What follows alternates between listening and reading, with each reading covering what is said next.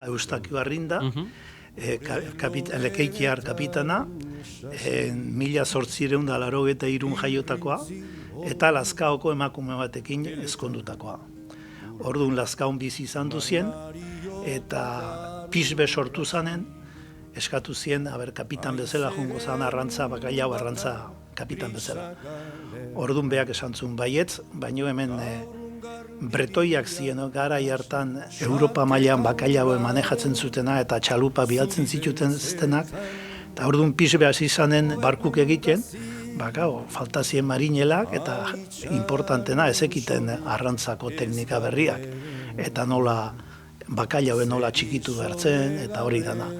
Orduan bretoiakin egon ziren urte pare bat, bretoiak eta euskaldunek eta gallegok, gallego asko baitare, eta arrindare bertan ibili izan. Arrindak ikasi zuenen olako teknika zan, esan zuen, pixeben esan zuen lasai, zati ni jendea bilatuko, eta nun bilatu behar dezu. Baina, ez dauki ideik itxasokok, baina jende oso gogorra da. Eta hok itxason, nik usten dut ondo ibiliko diela.